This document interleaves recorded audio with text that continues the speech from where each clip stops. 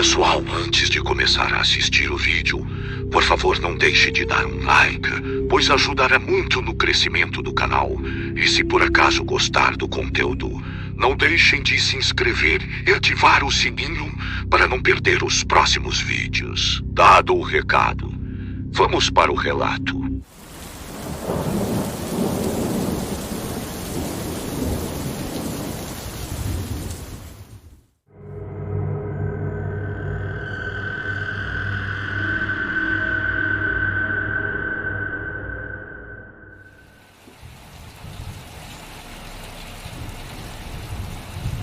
Em um dia desses, eu estava voltando para casa. Como eu não tenho carro, eu pego um ônibus e o ônibus me deixa na avenida. E de lá eu tenho que andar um pouco até chegar em casa. São cerca de 7 quarteirões.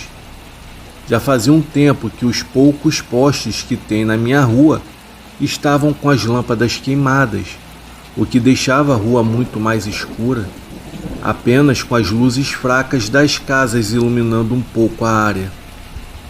Mas para falar a verdade, eu nunca tive medo de andar por lá, pois é uma vizinhança segura. Mas desse dia em diante, depois de entrar na minha rua e andar metade do caminho para minha casa, eu passei por uma rua que só tem um poste. Eu não sei o que tem nesse poste, mas a luz é sempre fraca e quase não iluminava nada na rua. Enquanto eu estava passando por ela, eu vi que haviam alguns garotos brincando com algo e que parecia ser um cachorro. Rapidamente eu atravessei a rua. Na hora eu estava indo para casa. Foi quando eu notei que, na verdade, eles não estavam brincando, e sim maltratando o pobre cachorro. Eles estavam jogando pedras e chutando aquele pobre animal. Foi então que eu pensei comigo mesmo: meu Deus, essa molecada hoje em dia não respeita nada. Que geração é essa? Foi aí que eu resolvi ir até lá dar um aviso. O meu sangue borbulhava de raiva. Enquanto eu me aproximava deles, eu soltei um grito: ei, ô filhos do Satanás, largue esse cachorro em paz! Por que vocês estão fazendo isso com ele? Pelo amor de Deus! Os 3 garotos pararam e olharam para mim. E eu falei: é vocês 3 mesmo? Parem com isso agora! Isso é uma covardia! Onde estão os pais de vocês?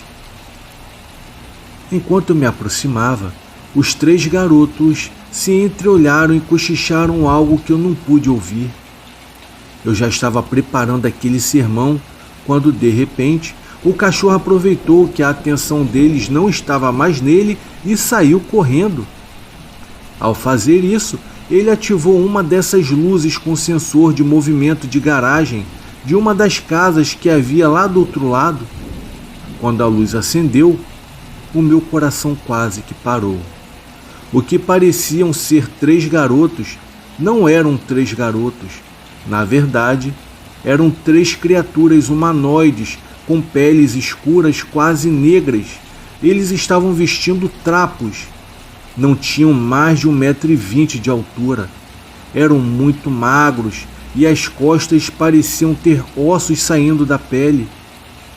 Aquelas aberrações tinham cabelos compridos que passavam dos ombros. Quase que eu morri ali, quando eu vi aqueles seres na rua a poucos metros de mim. Eu entrei em pânico e saí correndo para casa.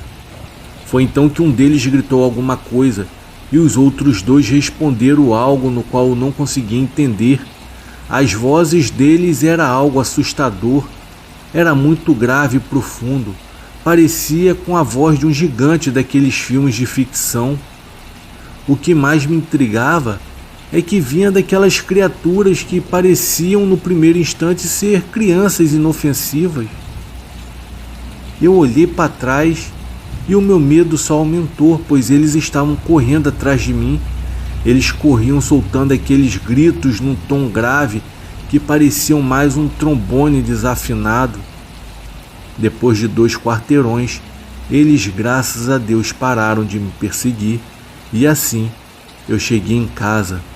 Eu me tranquei lá dentro do meu quarto e tentei disfarçar, fingindo que eu não estava nervoso, até mesmo para os meus pais não se preocuparem comigo.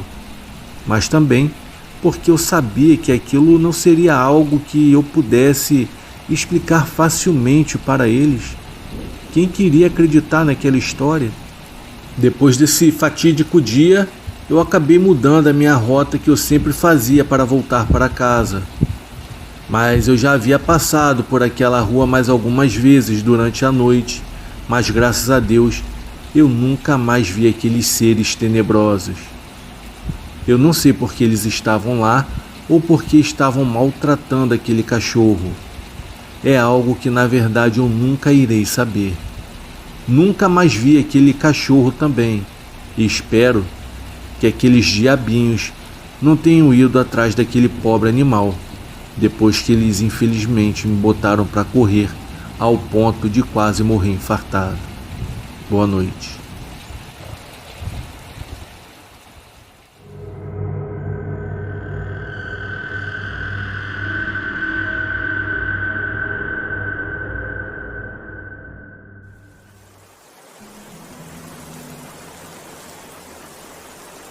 Olá, o meu nome é Amanda, eu tenho 21 anos de idade e sou do Rio Grande do Sul.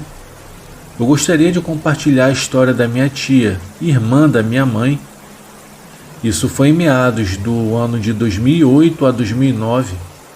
A minha tia, que possui sensibilidade espiritual, no caso o nome dela é Serafina Correia, encontrava-se afastada da igreja e morando em Gramado, juntamente com a sua filha, que no caso é a minha prima mais velha, 2 amigas e a criança de uma delas. Ou seja, eram 3 adultas em busca de novas oportunidades, acompanhadas de suas 2 crianças. Certo dia, a minha tia e as suas 2 amigas, Cissa e Lise, que estavam à procura de uma habitação, souberam de um edifício que chamou a atenção delas. Elas foram buscar mais informações e saíram de lá impressionadas com tudo o que observaram e ouviram, principalmente devido à descoberta do valor acessível. A felicidade delas era imensa, pois haviam assinado o contrato e, sem demora, todas começaram a preparar a mudança. O mais importante para cada uma era que passariam a residir em uma cobertura situada no último andar de um edifício em ótima localidade, além da agradável atmosfera. Na verdade, a minha tia considera a cobertura o domicílio mais sofisticado e memorável em que já morou. Elas haviam sido agraciadas com até mais do que pretendiam, então a mudança foi organizada. O que mais havia na cobertura era espaço. A minha tia lembra, entre risadas e sorrisos, que um dos móveis no qual ela mais gostava era sua poltrona velha e rasgada. Os dias foram se passando e as 3 amigas estavam trabalhando em seus respectivos serviços, visto que minha tia e sua amiga Cissa retornavam do trabalho tardiamente e combinaram com antecedência que Lise seria responsável pelas crianças durante a ausência das 2, para que jamais deixasse as crianças sozinhas, especialmente durante a noite. A minha tia e a amiga dela, Cissa, voltavam dos seus serviços cansadas e famintas, desejando mais do que tudo apenas uma boa noite de sono para sobreviverem ao dia seguinte de trabalho. Certo dia, a minha tia chegou acompanhada da sua amiga Cissa na cobertura e foi recebida pela minha prima, que começou a falar sobre situações esquisitas, no qual ela e a outra criança haviam presenciado enquanto estavam ausentes. A minha prima disse que, repentinamente, as portas e janelas fechavam sozinhas, fazendo um barulho alto, sem que houvesse vento. E prosseguiu, mencionando que não se sentia tranquila na cobertura e que, para se distrair, muitas das vezes passava o tempo na sacada, observando apenas o movimento do lado de fora, enquanto aguardava o retorno da sua mãe. A minha tia recordou que em um determinado dia, realizando a limpeza da cobertura e escutando música no rádio, as portas e janelas se fecharam quase no mesmo instante, fazendo um barulho alto, sem que estivesse ventando. Mesmo escutando os relatos da filha e testemunhado os episódios anormais, não considerou preocupante e tampouco associou ao sobrenatural.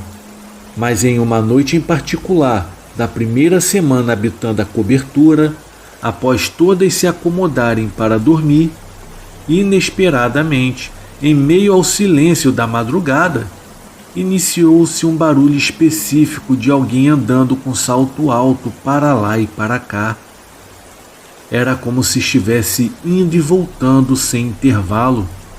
A minha tia e suas duas amigas esperavam que as passadas com salto alto parassem a qualquer momento.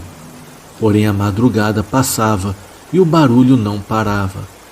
Assim sendo, tentaram ignorar o barulho desagradável do salto alto, mas tornou-se impossível adormecer.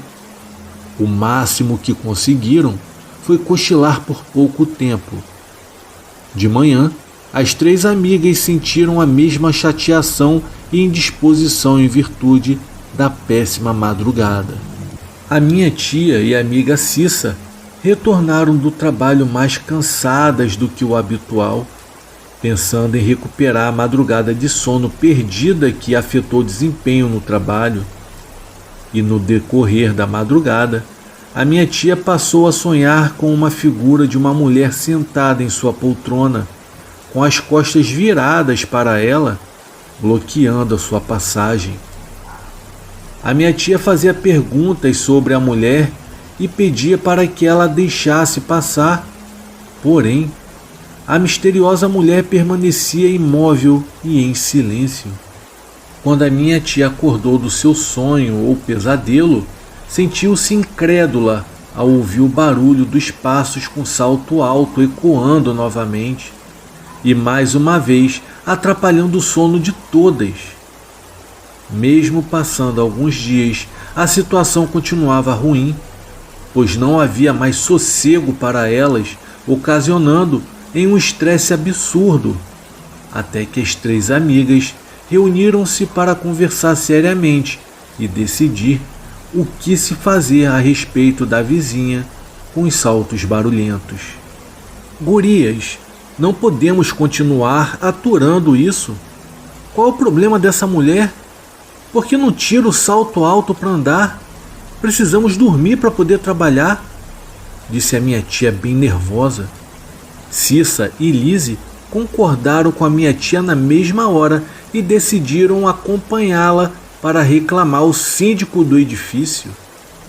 Ambas não queriam confusão com ninguém e muito menos com os vizinhos, que consequentemente estavam hesitando em se pronunciarem. Então, o síndico as receberam. Bom dia, saudou ele. Posso ajudá-las? Pode sim, respondeu a minha tia um tanto impaciente.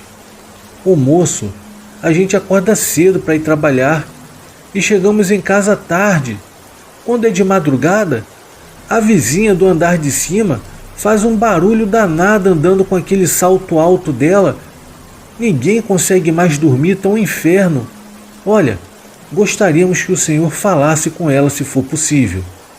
Mas o síndico se mostrou confuso. Moças, são vocês que estão morando no último andar, se esqueceram disso? A minha tia e a amiga Cissa haviam se esquecido que na verdade elas habitavam a cobertura no último andar. E isso tudo foi devido ao nervosismo que elas haviam passado. Então elas disseram: e no apartamento do lado? O apartamento do lado está vazio, não há ninguém morando lá. E no andar de baixo? Então foi a vez da minha tia perguntar. É o apartamento do meu filho, mas ele está viajando. Naquele momento, Ambas se encararam, mais confusas do que nunca. Não haviam chegado a lugar nenhum, e ao anoitecer, Lizzie aguardava o retorno das amigas com impaciência. Assim que a minha tia e a Cissa passaram pelo acesso da porta, Lizzie lançou as palavras: "Vocês precisam ouvir o que me disseram lá na firma." A minha tia e a Cissa aguardaram Lizzie prosseguir com suas palavras. "Hoje eu compartilhei com as minhas colegas o que estamos passando e todas elas me encararam com estranheza no olhar. É lógico que eu quis saber o motivo, e uma delas me fez a seguinte pergunta: e vocês, conhecem a história da cobertura onde estão morando?" "História da cobertura? O que você está falando? Não estou entendendo nada. Me explica direito." "Pois bem, Lizzie, um casal morava na cobertura onde vocês estão morando. A esposa, uma dentista bonita, elegante e popular, só andava no salto alto. Certa vez, no dia da comemoração do aniversário de casamento, o marido aparentemente havia esquecido, o que entristeceu a esposa. E naquela noite, o marido chegou do trabalho com flores e balões nas mãos, pois havia preparado uma surpresa para sua esposa.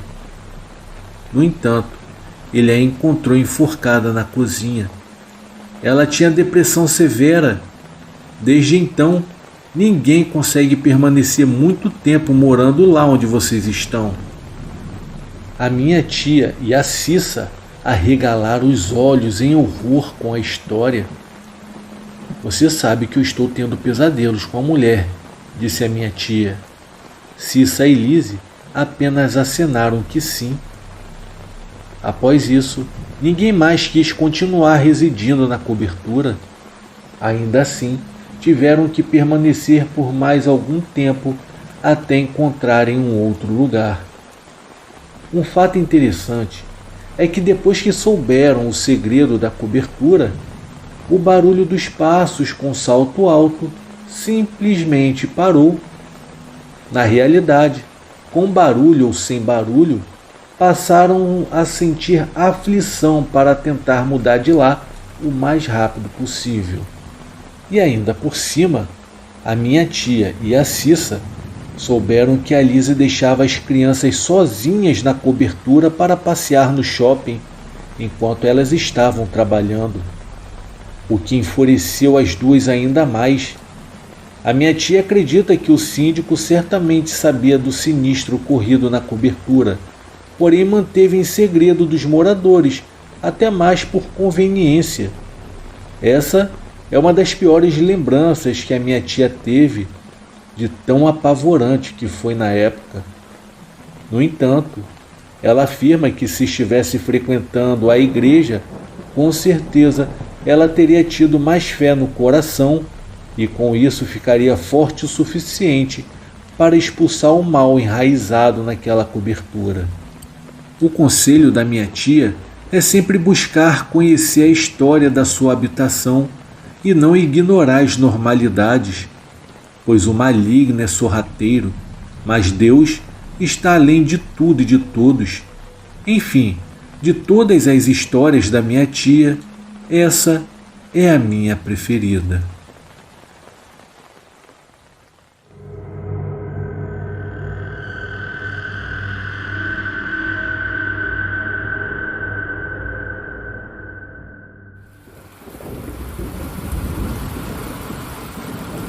Boa noite a todos.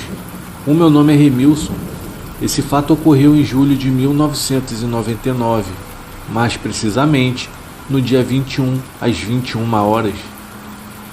O meu tio, os meus irmãos e eu fomos acampar para pescarmos em uma noite de lua cheia. Apesar do dia de lua cheia ser boa para a pesca, não tivemos sorte naquela noite. Mas algo a mais ocorreu, deixando-nos muito intrigados.